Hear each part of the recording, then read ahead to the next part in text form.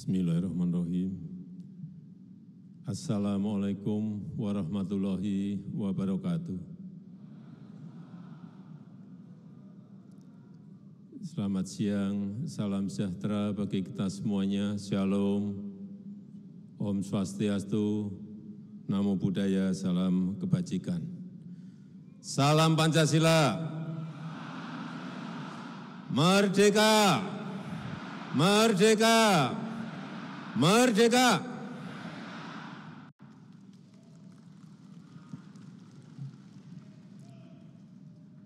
Yang saya hormati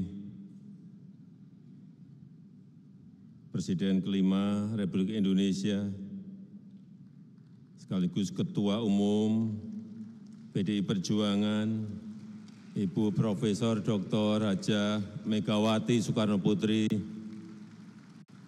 Yang saya hormati Wakil Presiden Republik Indonesia, Bapak Profesor Dr.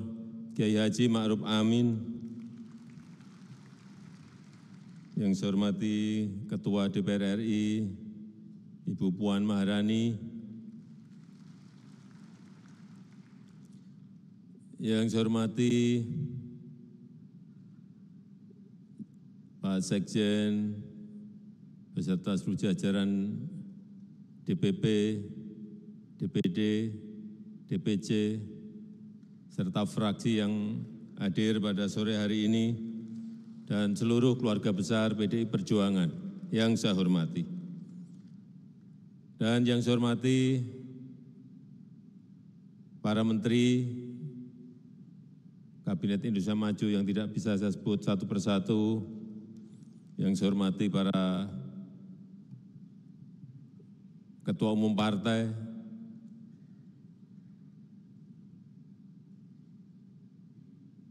P3, Pak Mardiono,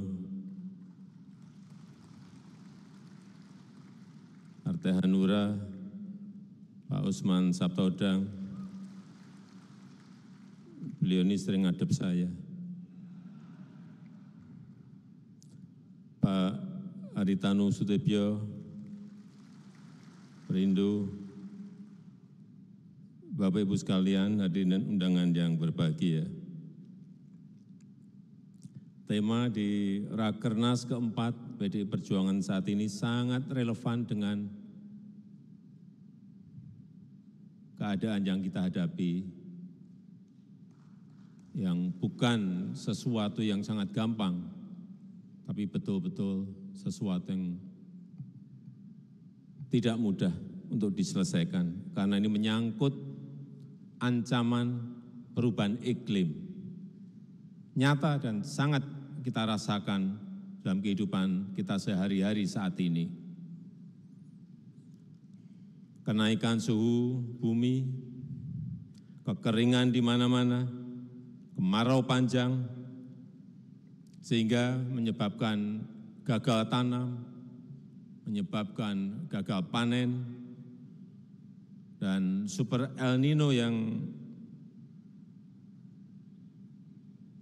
ada di 7 provinsi di negara kita juga mempengaruhi pasokan pangan kepada rakyat kita Indonesia. Plus ditambah yang kedua, yang pertama ancaman perubahan iklim, yang kedua juga yang berkaitan dengan geopolitik dunia yang juga berpengaruh pada pasokan pangan. Perang di Ukraina, kelihatannya perang di sana jauh dari kita. Tapi ternyata gandum yang tadi disampaikan oleh Ibu Mega, gandum kita impor gandum itu 11 juta ton, dan hampir 30% itu berasal dari Ukraina dan Rusia, karena di sana memang produsen gandum terbesar dunia. Saat saya bertemu dengan Presiden Zelensky, beliau menyampaikan pada saya, ada stok 77 juta ton berhenti di Ukraina karena perang. Begitu saya masuk ke Rusia, saya bertemu dengan Presiden Putin, beliau juga cerita, Di Rusia ada 130 juta ton gandum yang berhenti, tidak bisa diekspor karena keamanan laut. Artinya total dari dua negara itu yang tidak bisa keluar gandumnya 207 juta ton. Sehingga yang terjadi adalah di Afrika, di Asia maupun di Eropa sendiri, kekurangan pangan itu betul-betul nyata dan terjadi. Harga yang naik secara drastis, dan bahkan kemarin saya membaca di sebuah berita, di satu negara maju di Eropa, anak-anak sekolah banyak yang sudah tidak sarapan pagi. Yang biasanya sarapan pagi sekarang ini sudah tidak sarapan pagi karena kekurangan bahan pangan, karena mahalnya bahan pangan. Yang ketiga yang sekarang terjadi menyebabkan pangan semakin naik harganya adalah 19 negara sekarang ini sudah tidak mengekspor pangan. Bahkan tadi pagi saya baca lagi, bukan 19 lagi, tapi 22 negara sekarang ini sudah tidak mau mengekspor bahan pangannya. Termasuk di dalamnya adalah beras. Ada Uganda, Rusia, India, Bangladesh, Pakistan, dan Myanmar terakhir juga akan masuk lagi tidak mengekspor bahan pangannya.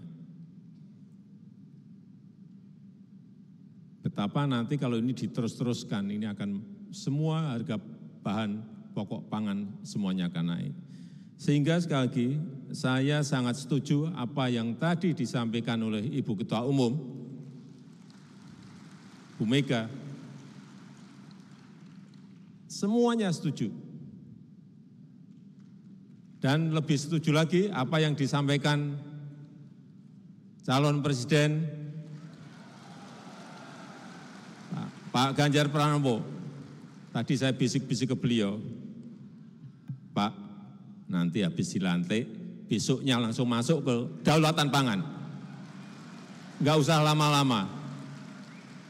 Perencanaannya disiapkan sekarang, begitu dilantik besok langsung masuk ke kerja kedaulatan pangan. Sehingga swasembada pangan, ketahanan pangan, kedaulatan pangan itu betul-betul kita miliki. Ngeri sekali kalau melihat cerita semua negara sekarang mengerim semuanya, tidak ekspor pangannya. Gandum sudah, beras sudah, gula sudah, semuanya ngerim semuanya. Oleh sebab itu, 10 tahun ke depan, 5 tahun ke depan, 10 tahun ke depan memang visi taktis itu harus kita miliki.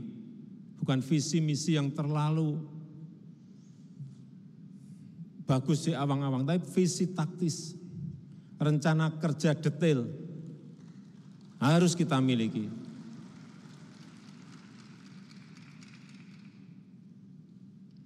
Dan saya yakin Pak Ganjar mampu menyelesaikan ini.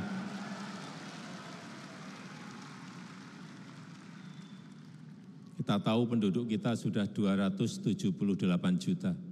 Penduduk kita saat ini sudah 278 juta. Dunia juga sudah lebih dari 8 miliar penduduk dunia.